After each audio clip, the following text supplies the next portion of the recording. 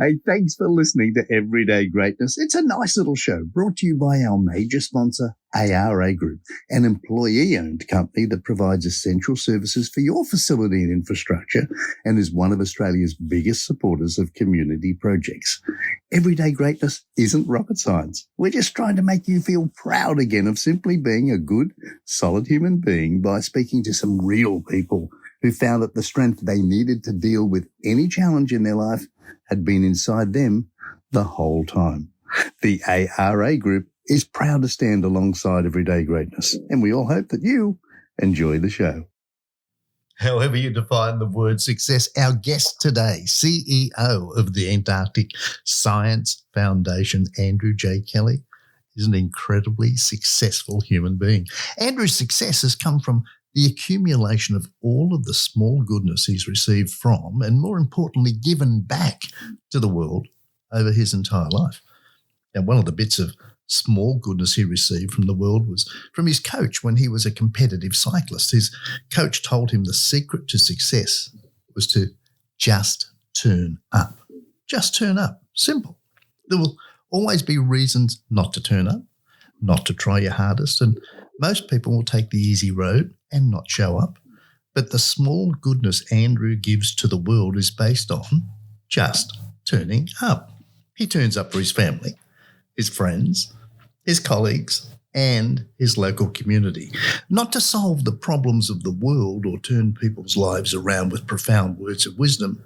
It's just to try and put a smile on people's faces, to be a reliable, friendly face in an uncertain world.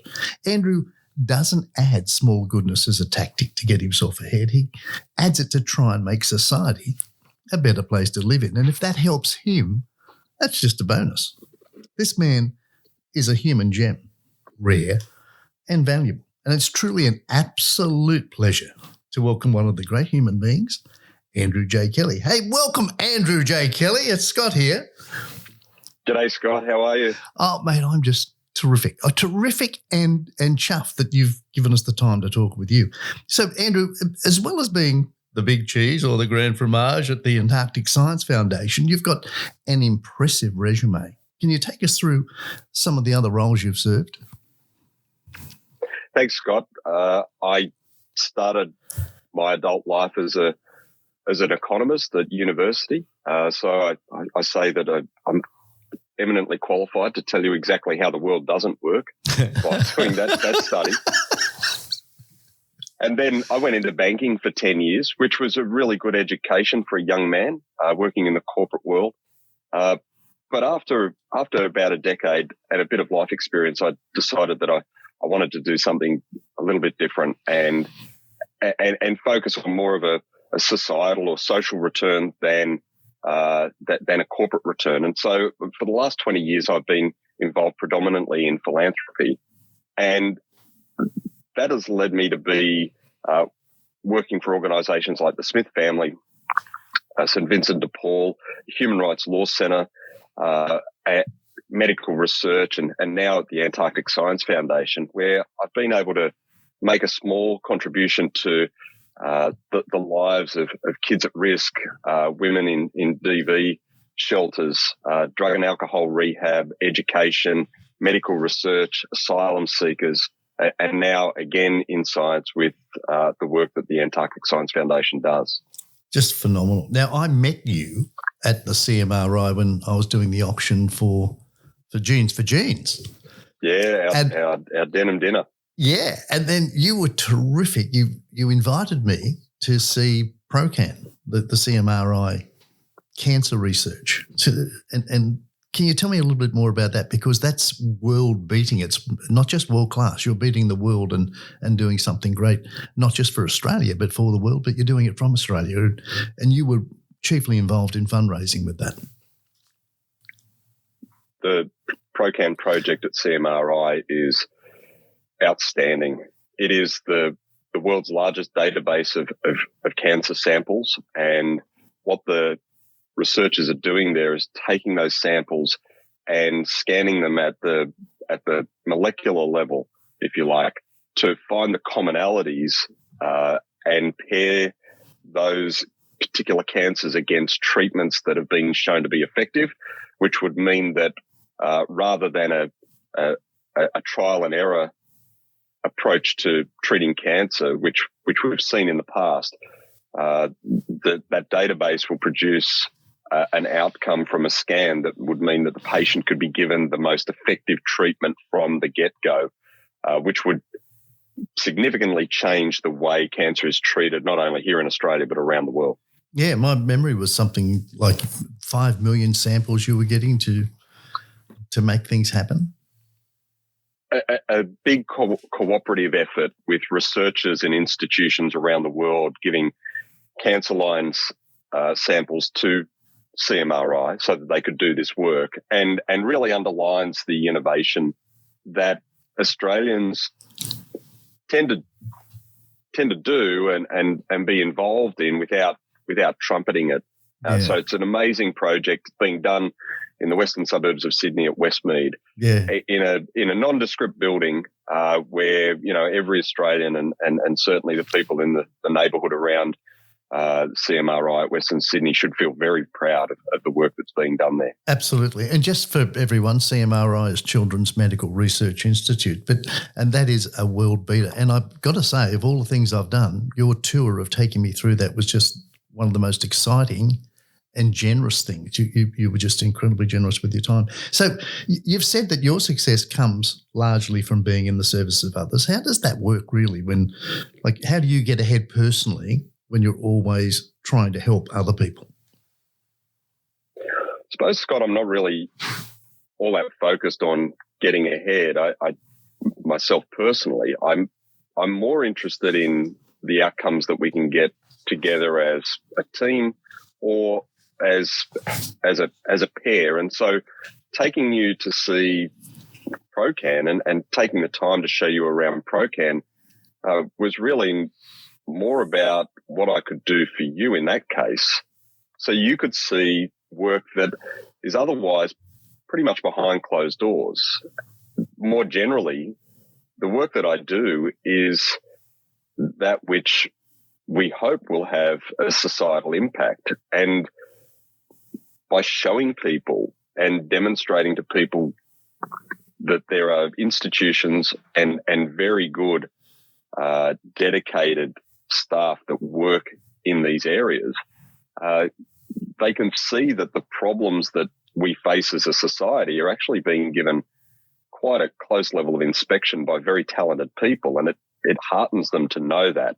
And it also brings them closer to supporting projects like ProCan or the Antarctic Science Foundation or any one of those areas that I've worked in. So I find it's a great privilege to be able to show people this work that's being done. Quite often we're happy to find and point to the problems that we face in society, but we're quite often less likely to be shown that there are solutions and people working away to try and solve them. So getting ahead personally is really a side factor to the great privilege that this work allows me in showing other people what is being done in our society to solve some of these problems. And it's eminently worthy work. Yeah. The generosity when you showed me through of your time was magnificent. It was just wonderful. So I know that you credit good role models in your life for getting you where you are today, but can you mention one or two of those role models and what they've actually taught you? Well, you've touched on my coach, Robert, who was a tremendous influence in my life at a stage when I was a teenager, a young adult, and his wisdom that just keep turning up to training, turn up to the race, turn up in the race, turn up when things are difficult. That resonates with me now more than 30 years after he said that to me. But for role models, I really have to get much closer to home. I'm part of a big family. I've got 7 brothers, and my mum and my dad were tremendous examples. Looking back now as a father myself, to see the effort that they put into raising 8 boys, and just the consistency of effort, the consistency of rulings in disputes. It's you look back and you just see that they were superhuman. I've got one child. To see that they raised such a group of young men, and then also my brothers. My brothers are great influences on me. We're all very different, but that was a good grounding, a good proving ground for growing up with different people and getting along with different personalities and different needs. So just seeing my dad go to work every day, being professional in that realm, seeing the efforts of my mum and the way they, as I say, ruled on disputes and also imparted their wisdom. Yeah. And they are the greatest influence, and I'm obviously very grateful for all of their efforts and the way they brought us up. That's a pair of superstar parents to raise 8 boys. How did they solve when the boys wanted to get involved with a bit of mix it up? How did they solve for that? Yeah, that's a great question. There was a great level of respect in the family, and we also recognised that each of us have an opinion, but you had to argue it out as well. I mean, arguments and discussions at the dinner table were legion. They were fantastic, but it really set us up for discussions and debates with the outside world, and that was a great help. Yeah. Cricket in the backyard. That was as competitive and as interesting, where you've got a range of ages. Where were you in the pack? Yeah, I was the difficult third child, so there was a bit of a gap between my 2 older brothers and myself, and then so there was a spread. But the really interesting rite of passage was the playing cricket with the hard ball. So anyone can play it with a tennis ball, but the older boys would say, well, we're playing cricket with the hard ball. If you get hit, you don't go to mum crying, that you've got hurt, because that's all part of the game. So that was another rite of passage in our family, which was when you play cricket with the hard ball, you don't complain about, the outcomes. And that was a great, again, proving ground and a lovely way to engage with the realities of life, that quite often in life you are playing with the hard ball, and you've got to take some of the decisions and the scrapes. Gee, that's good. That's good. Andrew, you left a promising career in banking and you went down a path of helping third sector organisations to contribute to the idea of a good society. So do you feel that you've helped make society better by shifting your focus from personal success, if you like, to societal success? I think that's for other people to judge, Scott, but it's certainly very satisfying work to do. And it's also work that I felt that that's where I needed to go. We're all called or pulled towards that which we feel we will satisfy our needs and our desires and our desire to achieve or to be seen in a certain way, maybe. But I felt that was the way to go, and that I would be best used or employed in the field that I'm in. And as I say, it's a great privilege to be able to do this work, because I get to see work that's being done to solve problems or push on, and then to talk to people who are very keen to engage in that, because they themselves are entrepreneurial. They've done well in a particular domain, and then philanthropically they would like to give back to society themselves as well. But they'd like to do that in an entrepreneurial, catalytic way. They want to apply some of the principles that they used when they were making money and creating influence, and then apply that to some of the societal problems that we've yet to solve. And that being between those two worlds and bringing them together is really the work that I've been engaged in. And it's, as I say, it's a great privilege, and it's enormously satisfying every day to be talking to researchers that are pushing forward and creating a better world for us, and then philanthropists and big and small who are very keen and interested in their world, and they want to make a difference as well. I think that's the joy of knowing you, is that you have that talent of marrying, if you will, the entrepreneur, the philanthropist, with the joy for them of seeing that the dollars that they can contribute are actually going to make a difference. And you show them that. You don't just sell it to them, you actually show them the benefits. It's a beautiful thing to watch. So thank you for that. And thank you for observing, Scott. It's a little bit like being a matchmaker, bringing together a woman who I'd been introduced to and got a really great relationship with, who supports one of our researchers in Tasmania. She's in Victoria, and she's so interested in the work that he does. And every year they get together and have a sandwich and talk about the work he's doing on ice shelves. She's fascinated in his work, and he is so surprised that she is so interested, that there's somebody out there that is interested in the work that he would say is really esoteric, Andrew, and pretty boring. But no, she's there every year for a sandwich and a coffee to hear about the work that he's done over the last 12 months. And I think we all need a supporter like that. Wherever we are, whatever work we do, it's enormous to have a supporter like that. And that's what the foundation, CMRI, the other organisations that I've worked for, Vinnie's and Smith Family, that's what they do. They bring together those people so that they can have that type of relationship of mutual support. They bring, but you bring. That's your talent. So when you left banking, and I think I know the answer to this, was individual success still a goal at the back of your mind, or was it that you completely just dropped chasing that individual success to only think about the people around you?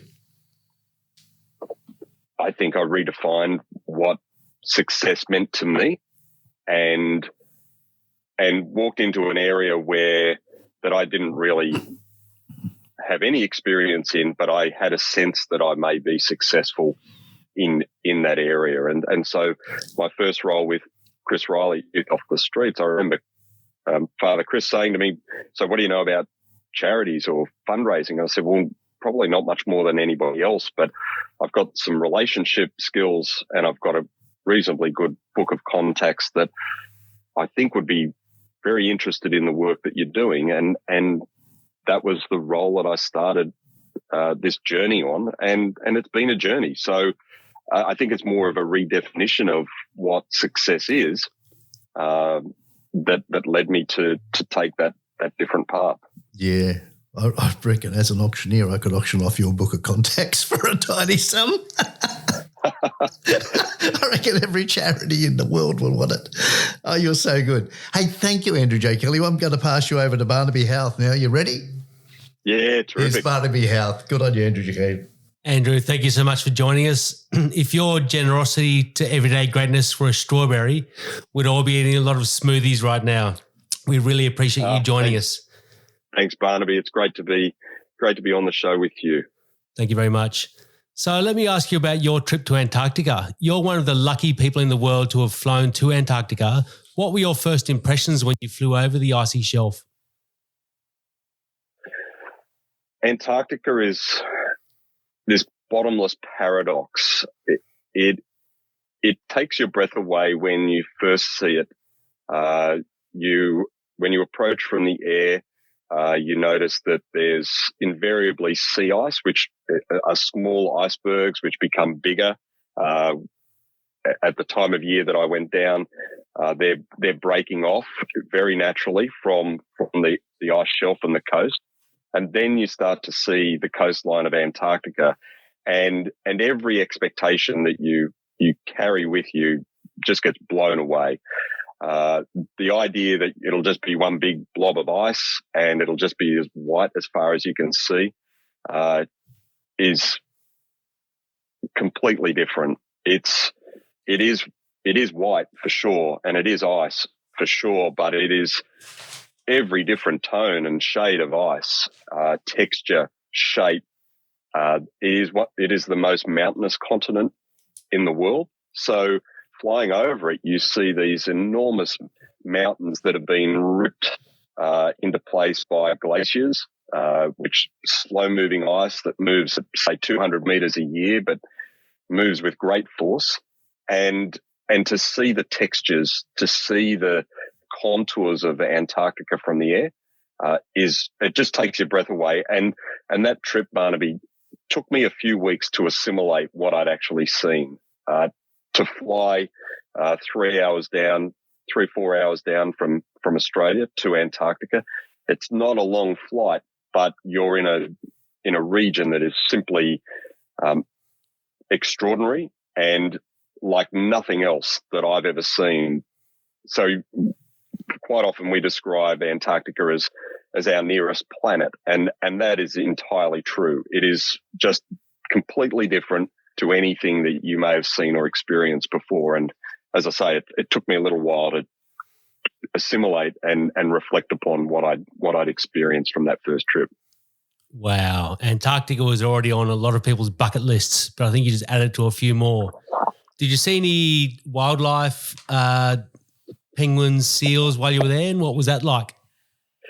It's pretty hard to see wildlife from flying in from a height. So what we did see, however, was a penguin rookery, and so penguins have black feathers.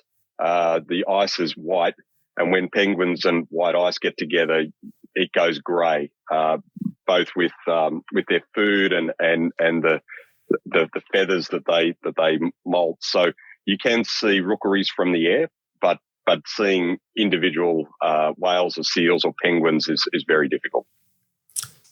Does sound like it. Now, Antarctica sounds like a place where there's a lot of close quarters living. How difficult has the last couple of years been for the Antarctic Science Foundation while coronavirus has been rife around the world? Yeah, the virus has been a real handbrake to the Australian Antarctic program and also national programs that are based in Antarctica. So the imperative at the very beginning of 2020 was to keep coronavirus out of Antarctica, remembering that we didn't know much about it from the get-go.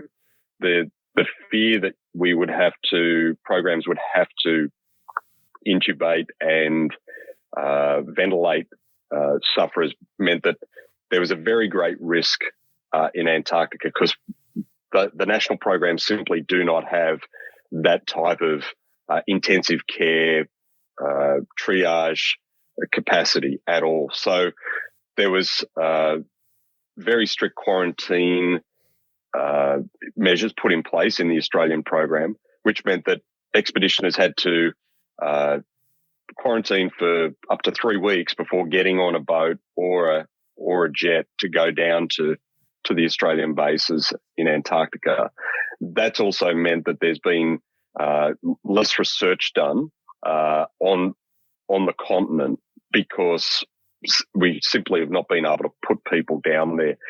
What we're now seeing is that the Australian Antarctic program, but also programs around the world that go to Antarctica during the research season are starting to get to grips with COVID, certainly with the vaccines and shorter quarantine periods so that the usual group of or cohort numbers of researchers can get back to Antarctica. But the last 2 years have been very, very tight.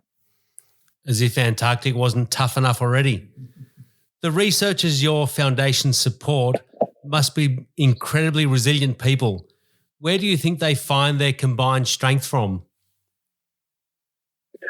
Well, I think many of them would be great guests on your show, Barnaby, because, again, it's the everyday efforts that these tenacious and remarkably intelligent people make, which signals them out as extraordinary. So these are researchers who will do work in environmental science as any scientist might at an Australian or international university, but their focus is on Antarctica. And so the opportunity to go to Antarctica, to get ship time, to get a berth on a ship or on a plane down there is pretty rare. So they've got to put forward the type of work that would be catalytic and additional to that which we already know. And then they get their opportunity to go to Antarctica. And for many, they have to first deal with what I was describing before, which is the enormous beauty, but also treacherous nature of the place. It is both sides of a particular coin. And then they've got to do this work in that environment where Antarctica is the coldest continent on Earth. It's also the windiest. And there's a very slight window of time each year when you can do this work. So the research season starts in October, November of each year, and then which is the summer, and it winds up by March of the following year. So it's much like a farm. You got to get in, do the work, and get out. And every day presents risk to life and limb while you're doing this work, whether it be on ice shelf mapping or looking at the clouds, the effects of climate change, the ozone, the hole in the ozone, which famously was over Antarctica. We discovered that in the early 80s. Get in and do that work as a researcher, and then get out. So these are people who are very tenacious. They've got to deal with isolation as a part of the job. As a community, global community, we've all had a taste of isolation over the last 12, 24 months. But when you go to Antarctica, you're away from family and friends for extended periods of time. So you've got to be pretty strong in the mind as well to do this type of work. Such a cool insight to a place that so many people would love to go but never get the opportunity. The Antarctic Science Foundation, though, is helping people witness the magic of flying to Antarctica firsthand with the help of Antarctica Flights. Tell us what that partnership involves and how people can fly to Antarctica and experience the magic themselves. You're right, Barnaby. Antarctica Flights is a charter company in the Captain's Choice stable, and the foundation is working in partnership with Antarctica Flights, who take about 10 trips down to Antarctica each year from capital cities around the country. And this gives people an opportunity to do an overflight of Antarctica. You don't land in Antarctica, but it's a 15-hour flight from most of those capital cities down to Antarctica, and then you do a 3 to 4 hour overflight of those areas which are clear on the day. So weather changes really quickly in Antarctica. So they map out a really good route for the day to ensure that you don't have cloud, you don't have too much wind, and you can get a really good look at glaciers and ice shelves and bergs, and the coastline and the inland as well. The opportunity to partner with Antarctica Flights is fantastic for the foundation because we're able to take researchers that can explain to the guests on board what they're seeing and what is happening in our world through climate disruption and how that is manifest in Antarctica. So whilst it's a tourism experience for all, it's also quite an educational experience because it's seeing something, as I've said before, that you have a sense of, and many of the guests do expect that they'll just see a lot of white ice, and they're quite surprised at the variation and the texture of Antarctica and how diverse it is, and how quickly 3 or 4 hours scoots by while you're looking at this extraordinary landscape down south. Well, Andrew J. Kelly, it's been a real pleasure chatting to you as a human being. Now let me pass you back to the real grand fromage, Scott Gibbons. Andrew, that's just terrific. I love the fact that you said that your researchers go down there from October to March. That's one hell of a way to get a white Christmas, isn't it? Oh, it sure is. And that's where the bulk of them go down. There are researchers or expeditioners that overwinter, as they say, and so today, in the middle of our winter, there are a hardy group of people down there that are keeping the lights on and the fuel running, so that when the expeditioners and the researchers particularly arrive later this year, the 3 Australian stations will be in working order. So it's not just researchers; it's very, very tenacious plumbers and carpenters, chefs, and support staff that keep those stations operating. Wow. Okay. Thank you for that.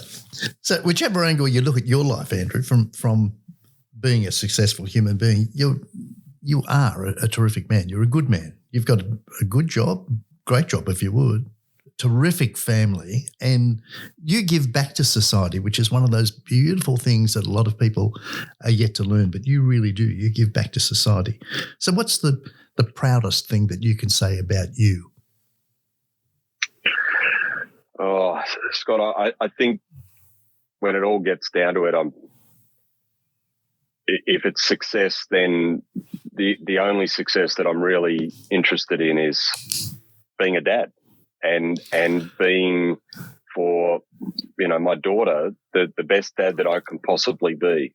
I saw a movie recently about a teacher in Bhutan that had to go up to this village up in the mountains and do national service as a teacher for a year.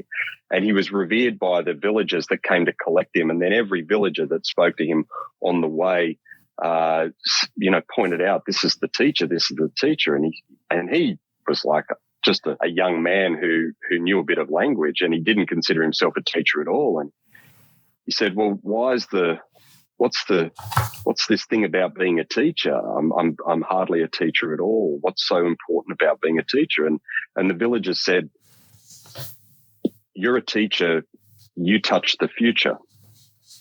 Wow. And that resonates with me as a dad, because as a parent, the best I can do is to touch the future through the preparation of my daughter.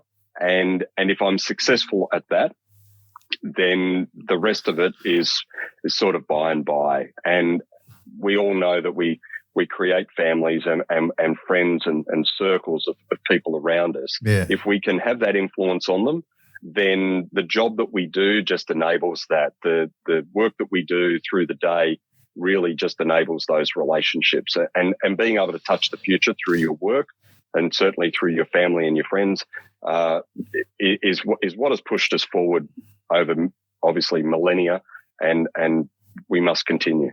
Yeah, but your love of family is so strong. You and I have never spoken where you haven't spoken of your daughter. That's fact. It's really? Okay. Absolutely. Absolutely. And I wait for it. I wait for it because I know that she's there. It's a beautiful thing. So can people become successful just by being good people, do you reckon, or trying to give back to the world these days when things are so ruthlessly competitive? Can they still be successful just by being a good person? For everybody, it's going to be different. That's what I've learned in my short life, that it's different for each of us, and we find that where we are comfortable and where we can, I suppose, reconcile our values and our aspirations. And so I'm like each of us, we're all solving the problem of life, and we're making decisions along the way which are always intended to make us happy. So none of us make decisions that are intentionally trying to steer us off into the long grass. So I suppose my view is that if I work with other people and help them achieve that which they're keen to do, then I've done my part in my job and in my role. And if that has a societal benefit, I hope it does, and I certainly work towards that. But that's for other people to judge. And then more personally, in a family and in your circle of friends, you want the best for each other. And so if you can enable that, I just think that creates an additionality in our circle, in our community, and in our society that can only be beneficial. Yeah. So I think I know the answer to this, but if you were to wind back the clock and get on the start line again, would you be as giving to society now, or would you become more ruthlessly aggressive to earn the buck? I don't regret going the way that I have. It has costs, but it has enormous benefits, and I think the benefits outweigh the costs. It's a little, it's a path less traveled, if you like. But when I meet people and talk to people, they're very interested in how I found this path, and also how they might find it as well. And we see that, and I see it every day. People are more interested than they have been in the past about purpose. They're more interested in how they might give back, or how they might contribute in a way that makes them feel good in their self-actualization, their realization, feel good in their community, and to also solve and be part of the solving of problems that they're concerned about. And so I see that more often today than maybe I did 20 or 30 years ago, but I wouldn't change the path that I chose, and I'm really glad that I did. I'm really glad that I went this way. For the world, I'm glad you did. So is there any mentoring that you're doing to any Andrew J. Kelly Mark IIs coming up? Are you mentoring any that are going to follow in your footsteps? There are a few people that I talk to regularly that are coming along. And one of the questions that I get quite a bit from young people is how did you find this path, and how did you reconcile your work in and study in economics and experience in banking to end up where you are? And what I've come up with is that when somebody asks you to do a job or suggests that you might be good in a particular role or to fill in, that might not be on your plan, but you should take the opportunity. Take every opportunity that is offered to you, because when somebody says that to you, they're seeing something about you that you don't see in yourself. And if we stay on a particular career track and say, no, I'm just going to be an accountant or a lawyer or a doctor or a social worker or a scientist, and somebody says, have you ever thought of doing this, or would you mind filling in for this role for 6 months? They're seeing something about you that would benefit them, because they're asking you to fill in for a role that's clearly open that they know you could do, but you don't know you could do it. And so taking those opportunities that are suggested by other people is usually a really good insight into things you don't know about yourself, but others see as very positive. You're a wise and generous man, Andrew J. Kelly.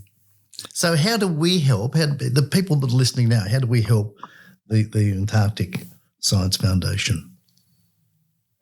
If you want to jump on our website at ASF, Antarctic Science Foundation.aq, that'll be the first time you've probably put AQ into a browser, but that's the domain for Antarctica, AQ. AQ, ASF. I had not heard of right. that. That's brilliant. That's right. Yeah. ASF.aq. Correct. Jump on the website. You can have a look at some of the projects and people that are involved in Antarctic Science Foundation, and that our supporters support. So let's be really clear. The Antarctic Science Foundation only exists because people who are interested in Antarctica, interested in Antarctic science, want to make a difference to our understanding of climate disruption and the types of strategies and mitigation that we need to engage with over the next few years to avert extreme weather events. It's those supporters that are supporting researchers through their contribution and their interest that go down to Antarctica, do this work, and then come back with answers. I often say that Antarctica is the greatest library known to humanity, but we've barely read any of the books. And we only read the books by taking researchers to Antarctica, allowing them to do this work, and then come back, because Antarctica is a repository of history of the last 50 million years of climate data is all packed away in that ice in Antarctica. And it's going to give us the answers that we need to understand how the world's changing, how quickly it's changing, types of things we need to do to mitigate some of that risk. Gee, they're clever people to have you on their team. Good on them. That's terrific. Andrew, thank you for joining us. This has been Andrew J. Kelly. And if you want to help the Antarctic Science Foundation, then you go to asf.aq. That's asf.aq. And thank you to everybody for listening. And thank you to the ARA Group for being our major sponsor for the 5th year in a row. And I've got to say thank you again to Look Studio Australia, because Look Studio Australia, they just have the most skillful people recording for us on this podcast. And I hope when you put your device down later on that you lift your head up, you put your shoulders back, and you walk down the street feeling proud to be an everyday Joe or Joanne Bag of Donuts. And you can listen to Everyday Greatness next week, where Barnaby will be talking to co-host of Season 5 of Everyday. That's Scott. It's me. He's going to be talking to me. And he'll be asking me questions about how I try and bring happiness to the people around me, even when things don't seem that bright. And we'll also talk about the importance of family and how that helps to keep you happy. And if you're listening to Andrew J. Kelly, family does keep you happy. And we hope you can join us for that one. And it's going to be one of the great interviews. I didn't write this. But in the meantime, if you want to find out more about the show, go to our website, everydaygreatness.com.au. That's everydaygreatness.com.au. Or you can follow us on Facebook, Instagram, YouTube, or LinkedIn. Thanks again for listening today. Andrew J. Kelly, you are a superstar. Thank you again. This is Scott and Barnaby signing off.